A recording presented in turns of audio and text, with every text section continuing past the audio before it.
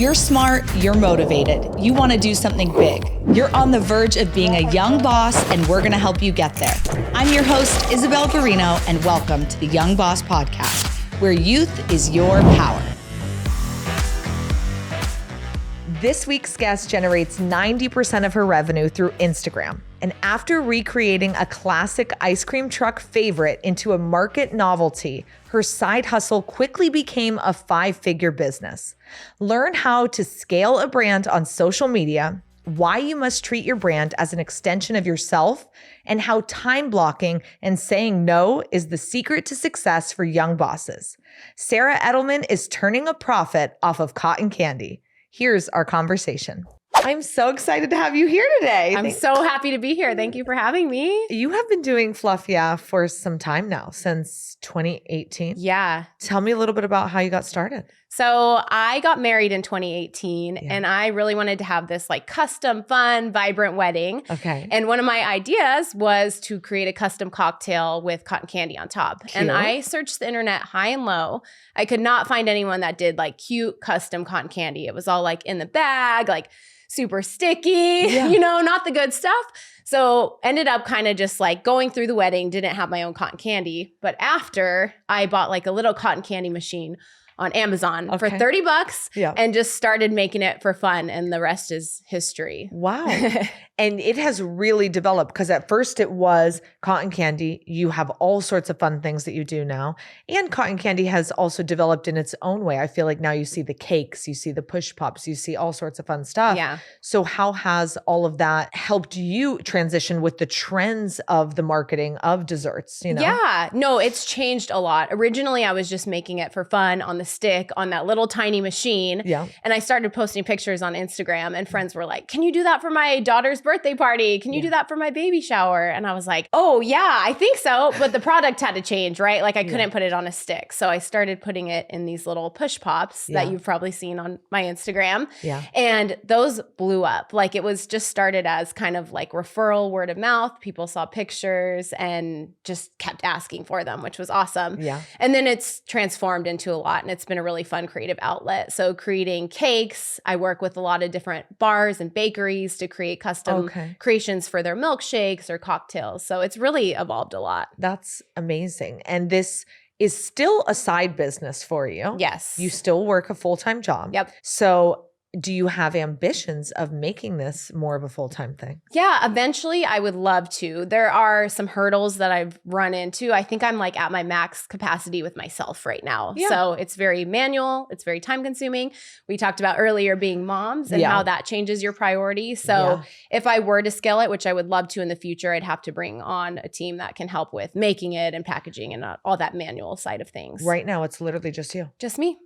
So sometimes I'm staying up till midnight, like working on these last minute orders that come through. And it's really fun. It's a good creative outlet. But there are times when I'm like spending 8 to 10 to 12 hours on an order, depending on what the order is. Wow. Yeah. Okay. So right now people go online. Well, tell me about the beginning. Like how much financially? The machine was $30, but then there's the sugar, there's this, there's that. And then what else? Like what upfront costs? Yeah, it was a really low cost upfront cost business, which is really, I think, unique for a lot of businesses, at least. It started with a $30 machine, like a package of sugar, and then some flavored oils and some food coloring. Yeah. And now we have over 100 flavors. And I say we have 100 flavors, just me, 100 flavors that we offer. Yeah. And that's really it. That's how you get started. But as I've scaled and progressed, I've had to buy like commercial machines. I've got 2 or 3 at a time just in case one breaks at midnight when you have a big order. So it's Are you saying this from experience? Yeah, a few times. It's fine. I'm not crying. Okay, that's wonderful. So when people book you, are there some parties you're like, that's just too much? Like, I know I can't. Like not very often, but I've had to say no to more like big corporate projects where there were like, we need 5,000 units. And I'm like, can't do that. Yeah. The challenge with cotton candy is temperamental. You can't make it weeks in advance and it stays fresh. You really have to make it like right before the order date, make sure it's fluffy, stays good. It's really temperamental. So it'll like melt if you've got it like out for too long. Assuming you're learning this through experience. Yeah, definitely. And like, I mean, I really have to state the obvious, like make sure you don't leave it in your car. Make sure you don't leave it, in the sunlight because It melts. I'm sure you've heard of this place now. There's a spot down the road here in Gilbert, and they do big cotton candy burritos. Yes. And they're huge. Yes. They're like Chipotle burrito size. And I got one and I was so excited, took 2 bites because it's massive. It's like you only need 2 bites, right? But I'm like, I'm going to save it. Put it in the freezer, come back a week later. It's just a log of ice cream. The cotton candy's gone. And I was like, oh, this is so sad. I know. And that's one of the big challenges is like figuring out how to maneuver that and work through that. It can't say yes to too many orders because of that time gap. Yeah. Can't ship it. That's one of the challenges as well. So it's all local. It's all local for right now. And that's something I would love to solve for is figuring out how to ship it. But that's a hurdle to overcome still. Yeah. And have you ever considered doing, I know we've had a guest in the past who does farmers markets. Have you ever thought about doing like brick and mortar farmers markets, things like that? Or it's just made to order custom? Yeah, I've had to learn through trial and error for that. I've done a lot of events in the past, and what it comes out to, like time versus reward, is just something I've had to learn to say no to. Yeah. So we get a lot of requests for that, and just like the physical time and preparation it takes, it from my perspective and how I allocate my time, it's not worth it to say yes to those types of things. Yeah. But yeah, I think it's a cool opportunity as you're growing. But as I've scaled and learned what works for my business, I've been more comfortable saying no to those types of things. But I think that's good because as a business owner, and especially in the beginning, you say yes, yes, yes. You learn through error. You're like, oh God, I'm never going to do that again, because you also want to maintain a good reputation. And when you go and then the product fails you, or you are like, oh my God, I can't do this, then you're like, now I don't want to get a bad reputation, for this. So you have to learn, because it protects you and the business. The product is a representation of myself. Yeah. Like I wanted to put my best foot forward. I think my brand is an extension of me. So when I'm not able to create that like experience that I want to create for someone, it's hard for me to say yes to it. Yeah. It's also really a competitive landscape in the event space. So I've found that like my niche or my focus is more in this prepackaged products that not as many competitors are doing. Okay. So is competitors everyone in the dessert space for events? I think cotton candy vendors. They're cotton candy specifically. Mm-hmm. Lots of cotton candy carts and things of that sort. Carts. Oh. So like cotton candy carts popping up at farmers markets, like you said. Baby showers is a big thing. Yeah. Yeah. So interesting. Mm-hmm. Desserts are so funny because there's such trends. Like I feel like when we were in college, it was like froyo. Yes. Everyone's obsessed with froyo. And like in high school, it was cupcakes, right? Yep. Like everyone was like, oh, cupcake shots are probably, now it's like cookies, right? And so it's like, when will cotton candy be the thing? We need to do it. And there's this one cotton candy company that is just awesome and is shipping their cotton candy cakes through Goldbelly. I don't know if you've heard of that app or website. It's like, makes it easy for you to try and ship food from all over the country. So she's doing her cakes and I'm like, oh, what an awesome thing that you can be able to like send it to people and figure out. Is it a pretty inclusive industry? Like, do you chat with other cotton candy vendors? I'm in some Facebook groups, and I will say this is one of the stories, I had like an inspirational cotton candy company that was based out of Australia. And I was like, man, I love their designs. I love their packaging. I'm just going to like go out on a whim and reach out. And that person ended up blocking me on Instagram. And I'm like, oh no. So whenever someone reaches out to me now, I always do my best to reply and help them out. I think there's space for everyone in this industry. So that's something I've tried to take it with me, is like be really graceful and like appreciative when people reach out and want to learn more. Oh my goodness. Yeah. That is really not cool. I know.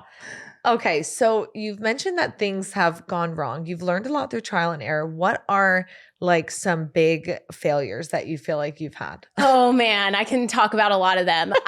So kind of like through my full-time job and the jobs I've had, I've been really lucky to like connect with big corporate businesses, like the Ubers of the world and things of that sort have ordered from me for some of their bigger events. Amazing. And that's one of those events that I was telling you about where I'm spending like 8 to 12 hours the night before trying to like finish up this order.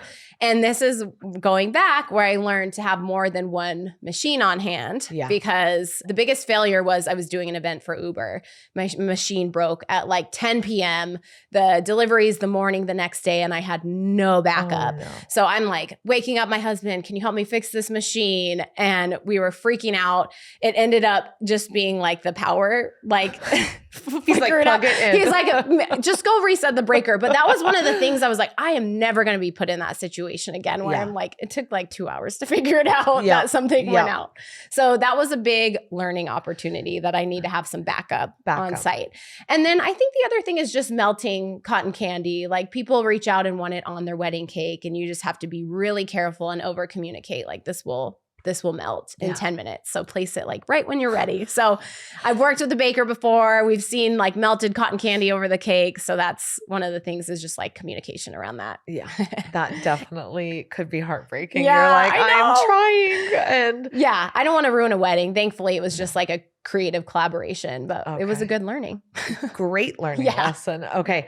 And I know that you are like amazing at social media, and a lot of your other jobs have been in marketing. How has that helped aid you in this business? Yeah. One of the most fulfilling parts to me is the marketing piece of this business. I just light up when we talk about marketing, and that's been the really fun part for me. So I've done social media marketing for a lot of the brands I've been at, including Uber, Red Bull, now Homey Real Estate, which is where I'm at now, and have learned some good tips and tricks. It helps me kind of stay ahead of the curve and like know what trends to jump on, know what reels to be producing. And that's just been like a fun creative outlet for me. Okay. I love that. Is that how you get most of the clients? 90%. Through social media? Social media or referrals of someone that's like, hey, I just saw your cotton candy business through a friend that posted on social. Yeah.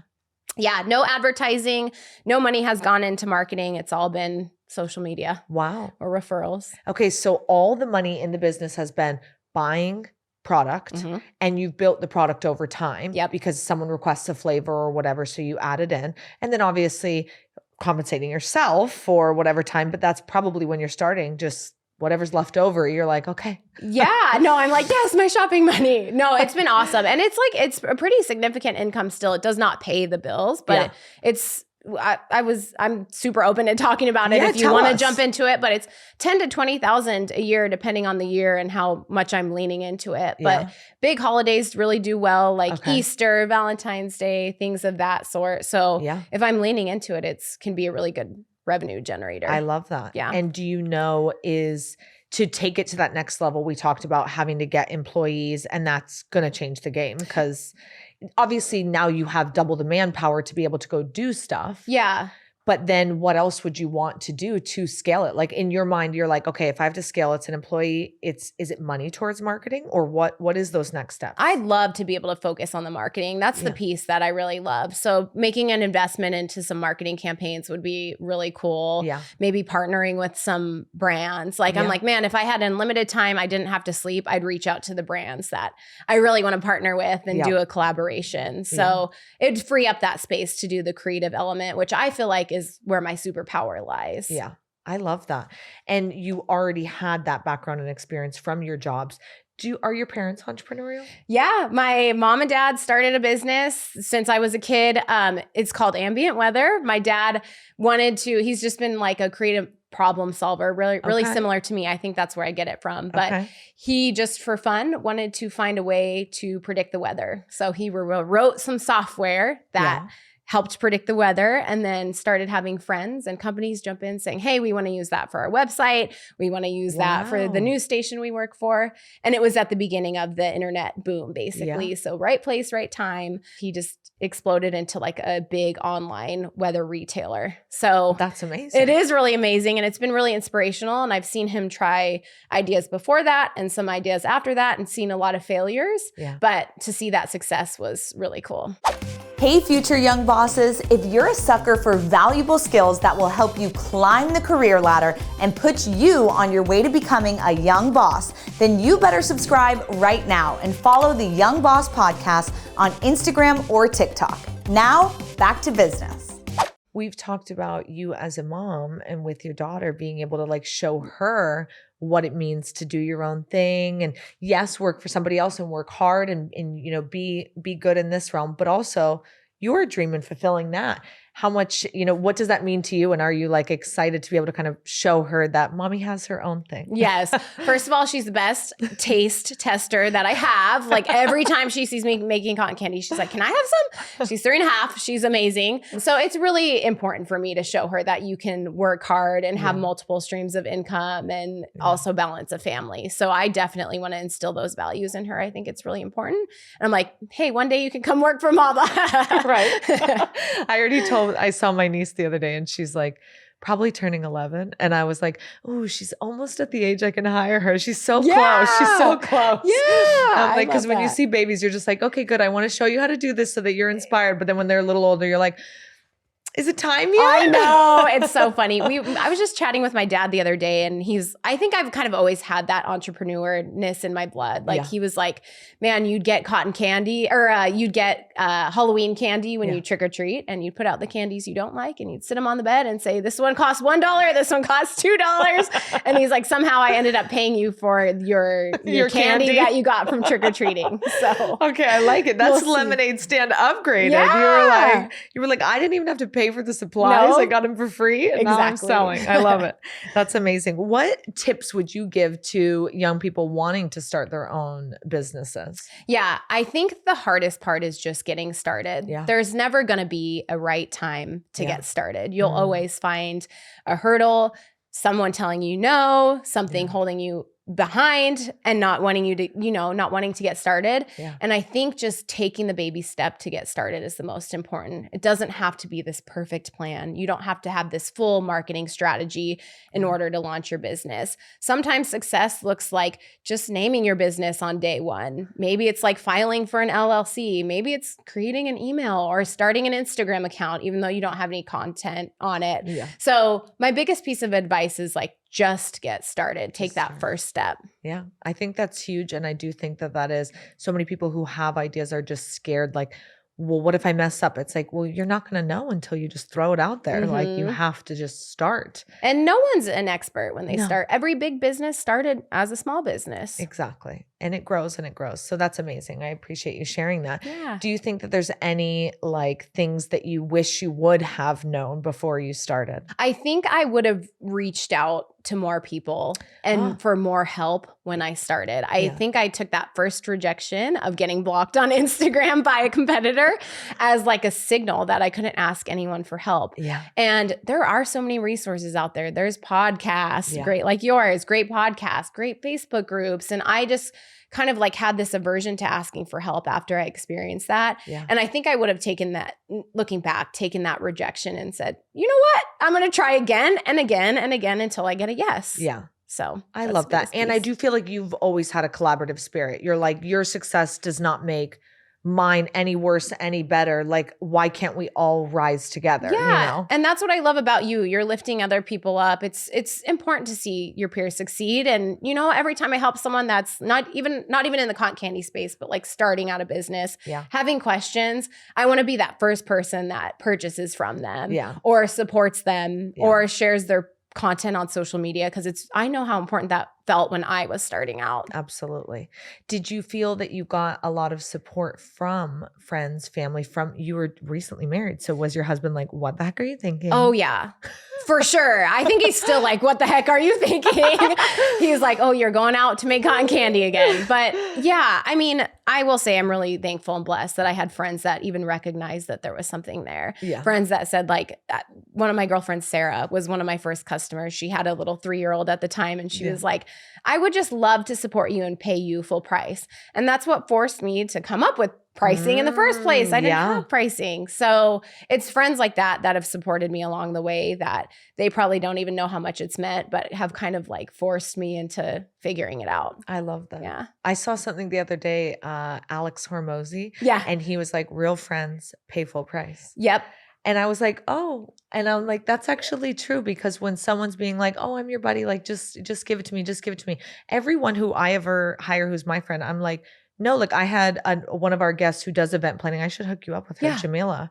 Yeah, I know her. You know her. She's ordered cotton candy from me. She's amazing. She's the best. She's awesome. I agree. I'm like, I need you to do my baby shower. And I'm like, no, I'm paying you. Like in full. She's like, no. I'm like, yes, because you're doing all this hard work. I'm not going to not pay you for your hard work. And I want to tag you and everything. I want to promote you and everything because it's like, you're kicking butt and this is your livelihood. Like the least I could do is support you for real. Yeah. You know? And I think that's like as a friend or as a counterpart or whatever it is, that's like gives someone belief in themselves and shows them their value. Absolutely. Okay. I know you talked a little bit about the art of pivoting. Yes. And I want to hear more about that because I do think that is such a key thing for entrepreneurs to be able to just take it on the chin and keep going, move different directions. And that's what keeps you around for the long run. So tell me a little bit about what that means to you. Yeah, definitely. Alluded to a little bit before, but a lot of my early on business started as events, like we talked about. And I didn't like it. Like I honestly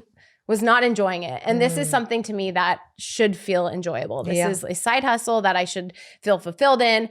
And that recognition and like courage to be able to say no to things was a big pivot in the direction for me. And I said, okay, I still love this business. I still love the creative element of it. I still love the marketing of it. How can I pivot from events to these prepackaged products that no one else is doing? So that was probably a big pivot. And it was really, I mean, to this day, we still get really cool event opportunities and very selectively I'll say yes to them, but most of the time it is no. And it's hard when you're building a business and you say no to revenue. And so that's been probably the biggest pivot, but also staying on top of the trends, right? Like I've been around for quite a while now. So I mentioned our biggest business days are our holidays. So like figuring out and challenging myself how to be innovative and not offer the same thing for Easter every time or not offer the same thing for Valentine's Day every time. So that's been really big for me too, is like spending some time doing that research, giving myself some time to just create and be creative and try to pivot in that sense too. Have fun with it. Yeah. Tell me a little bit about actually like getting, I'm assuming it's food. So you have to get a license for it. And then I know there's the cottage law that there's certain things that you can or can't do at home. Yes. Did you know about that or you had to like research all of it when you first got started? I had to research all of it. And that's the part that felt overwhelming and where I'd probably ask for the help is it just felt so daunting to be like reading through all this legal jargon, like understanding how your kitchen had to be set up for the cottage license and what that all required. So I think like if I can offer that insight to anyone else that wants to start a business now, I think that could be really valuable. But that piece required a lot of research. For an event, you need special insurance and the certificate of insurance. So the more you kind of expand, if you ship, you have to figure out the different licensing and insurance. So that piece is a beast for sure. Yeah. And you just learned it literally through trial and error, through doing your research. Yeah. Wow. Yeah. LegalZoom was really helpful in figuring it out, some of that, but a lot of it was just spending time on the computer researching. And I think for me, that's the part that's not necessarily fun for me. I'm sure most people don't love doing that research, but in order to be successful and like scale, you got to figure it out. Yeah. Okay. I love that. If you had any advice for listeners who are young, who want to get started in business, like what tips would you give them? Yeah. I mean, we talked about this earlier, but just taking the baby step. You can like write down a long list of things that you need to do, but check one thing off the list a day. Yeah. Like I said, like filing an LLC, like creating an Instagram account, taking your first picture and posting it on your story, really just not being fearful to feel like you have to have the whole plan fleshed out in order to get started. I love that.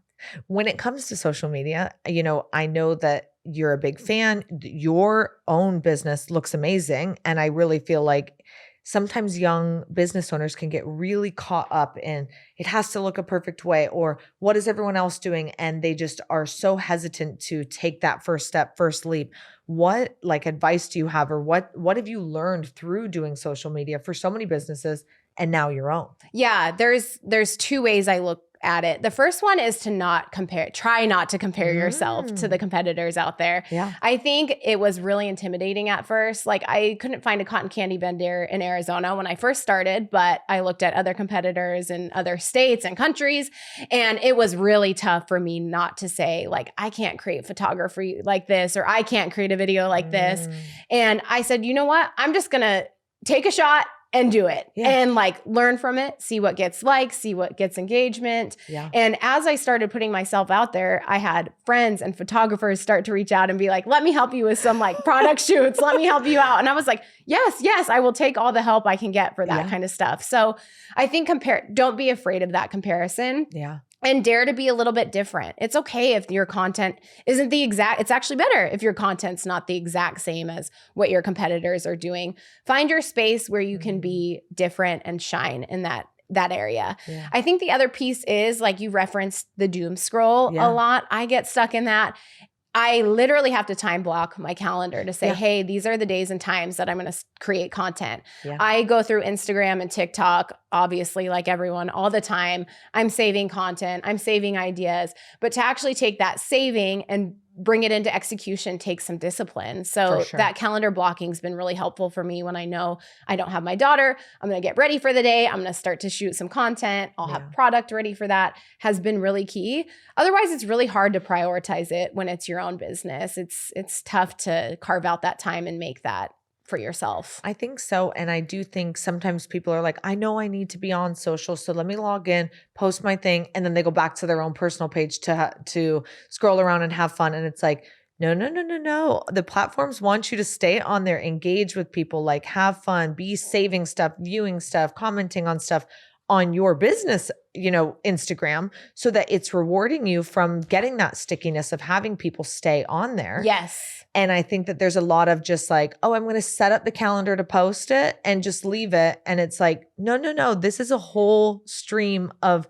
people who are going to come and use you as a business. And I feel like that's what's so exciting. It's like untapped, essentially like free revenue that you can jump into. And I'm lucky in the sense that cotton candy is such a visual thing. People want to post it. People want to share it. Yeah. And I've had to capitalize on that by like putting a little flyer in all my deliveries that say like, love this cotton candy, share it on social media. Yeah. So even the re-engagement piece and like encouraging others to share the content has been helpful too. Have you had people repost your stuff and you're like, oh my God, that is my stuff? But they took your like watermark or anything off of it? Oh my gosh. No. But the Facebook groups I'm in, I've seen it happen to other people. And I'm like, man, I would not be happy about that. No, I just imagine that people would do stuff like that. For sure. No, thankfully it has not happened to me. But. Okay, good. I know. I'm like, especially with food product, because if you do really have a great visual, and cotton candy is so cute and it's just like a pretty fun thing to look at. Yeah.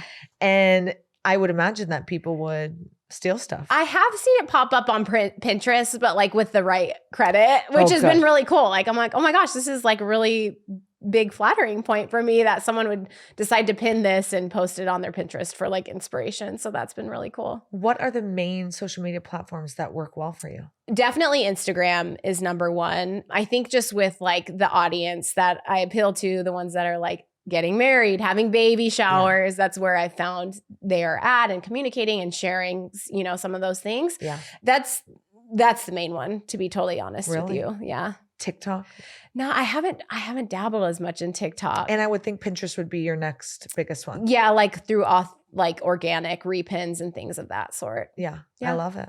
But it's also fun to note that because some industries, it's like, oh no, it's fully Facebook. Like that's where they get all their stuff, or fully Twitter. Mm-hmm. And it's just because it's such a visual thing, Instagram does make the most sense. Yeah, totally. And I think as a marketer, it's easy to get caught up in like, there are all these social media platforms and I need to be on every single one and nail every single one. And as you know, social media can turn into a full-time job really, really quickly. Yeah. As I've done it for brands or in my personal life or for, my business, it turns into a full-time thing. So I think the advice I'd give there is just focus on one or two channels where you feel like your audience is. Yeah. See what resonates. Pivot there, like just become the best at those few channels. I love that. Compared to trying to do it all. Yeah. I think the tactic of, well, we need to exist on everything. It's not true for every business. No. It's really not. I mean, it's exhausting. It's exhausting. And you have to know your audience. Also, what are you going to say on Twitter? I'm yummy. Yeah, exactly. Come try me.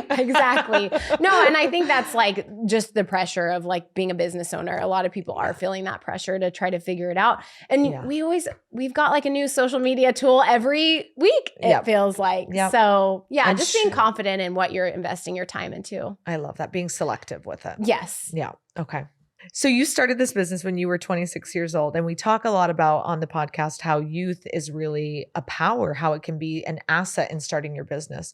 Do you have any like stories, insight, inspiration to anyone who is, saying like, I'm young, is this going to be a negative for me? Or how can I turn this into a positive in starting my business? Yeah, I really leaned into being younger on the social media piece specifically. Yeah. I really felt like that was one of my superpowers and something that some competitors were doing well, but not many. Yeah. So I saw this opportunity to like lean into the trends I knew were already trending, the things that people liked, the things that got engagement, and using that as my superpower. I knew how to do marketing. I knew what resonated. I knew the visual stuff at the time was really important and being shared on Instagram specifically. Yeah. So being able to lean into that had really propelled me. I love that. And I do think that that is something that a lot of younger people underestimate, that when you have someone who's 50, 60, who's starting a business, they did not grow up in the world we did, where social media was part of our everyday. And we're just a lot more familiar and involved in what that means and what it can do for a business. It's literally where you get all of your business. Yeah, literally.